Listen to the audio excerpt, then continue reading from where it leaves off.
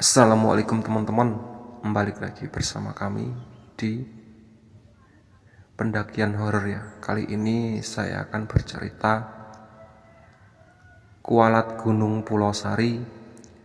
Aku masih hidup part 14 ya. Sebelum cerita kita mulai, alangkah baiknya tekan tombol subscribe, like, and comment.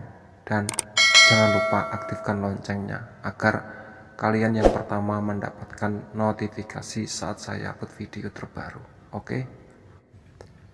Sekitar jam 7 pagi, uswah siuman. Kami diperlakukan dengan sangat baik oleh warga kampung. Banyak dari mereka yang menjenguk dan memberi kami makanan. Bahkan kami tidak diperbolehkan untuk mengendarai motor. Salah satu petugas desa mengantar kami ke rumah masing-masing. Sementara motorku diangkut pakai mobil pick up. Di hari yang sama, Gunung Pulau Sari longsor. Pemerintah daerah kemudian menutup secara resmi jalur pendakian ke gunung itu. Om Bobi yang tak lain adalah omnya Mira sangat marah kepadaku. Bahkan dia membawa perkara ini ke pengadilan. Ia menganggapku lalai menjaga Mira. Untung saja aku bebas dari tuntutan karena aku termasuk korban yang ikut hilang dalam pendakian. Tidak ada bukti kuat kalau aku menyakiti, bahkan membiarkan Mira celaka. Om Bobi yang keras kepala malah berniat mendaki Pulau Sari untuk mencari Mira. Dia tidak rela kehilangan orang yang sudah dianggapnya sebagai anak sendiri. Setelah kejadian di gunung, aku mengalami trauma. Aku sering terdiam diri di rumah. Aku tidak menyangka kalau aku masih hidup. Andai saja namaku bukan Tubagus, mungkin saja aku sudah mati di gunung itu. Tak ada kabar tentang pencarian Mira, juga para pendaki lain yang hilang. Walau tim SAR sudah berusaha, tapi sampai saat ini pencarian itu masih belum membuahkan hasil. Aku tahu kalau Mira memang masih hidup di sana. Ia berdampingan dengan jin. Dan aku yakin roh LD dan Ricky juga terperangkap di sana. Mereka mati dengan tidak tenang. Aku tidak menyangka sebuah kecerobohan kecil bisa berakibat sangat fatal. Walau aku sudah berhasil keluar dari gunung itu, tapi mimpi buruk tentang gunung itu kerap kali menghampiriku. Dalam mimpi, aku pernah bertemu dengan Mira. Dia terlihat sangat bahagia dan sudah punya 50 anak. Aku selalu membujuknya untuk pulang, tapi dia tetap tidak mau. Dalam mimpi juga aku pernah bertemu dengan LD.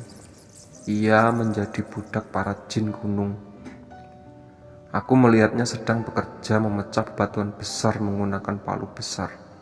Kalau dia lelah dan berhenti, maka sosok makhluk dengan lidah yang menjulur ke tanah akan mencabuk punggung LD.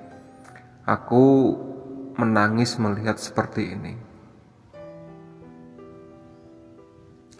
Aku juga bertemu dengan Ricky dalam mimpi yang terjadi dengannya sangat berbeda. Kulihat rohnya sepanjang hari dan malam selalu duduk di bawah pohon besar.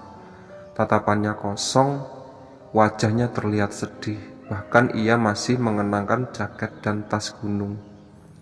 Dalam mimpi itu aku sempat menyapanya. "Rick," sapaku. Dia tidak menjawab, menoleh pun tidak sedikit pun. "Rick," aku menyentuh pundaknya. Tiba-tiba ada liur yang menetes ke tanganku dari atas pohon itu. Aku mendongak. Di dahan pohon besar ada sosok wanita yang badannya mungkin sebesar kerbau. Ia mengenakan jubah merah, wajahnya hitam, serta air liur menetes-netes dari mulutnya. Sosok wanita itu lalu menjulurkan rambutnya yang panjang. Ia melilit leher Ricky dengan rambut itu, kemudian mengangkatnya ke atas pohon. Aku menggapai-gapai tubuh Ricky, tapi tidak berhasil. Dia menjadi mainan makhluk penghuni pohon. Ricky diciumi oleh makhluk itu. Air liurnya yang bau dan lengket membasahi wajah Ricky. Mimpi-mimpi buruk itu terus datang hampir setiap malam. Bahkan aku pernah melihat para pendaki yang rohnya menjadi kawanan monyet. Mereka berlarian dari kedahan pohon lainnya. Dari semua mimpi itu, kudapat kesimpulan kalau para pendaki di Gunung Pulau Sari yang tidak bisa selamat akan menjadi budak jin di sana. Suatu sore, aku sedang termenung di jendela kamar. Seseorang mengetuk pintu rumah. Segera aku bukakan pintu.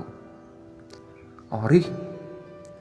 Aku terkejut saat melihat lelaki yang berdiri di hadapanku. Dia Om Bobby.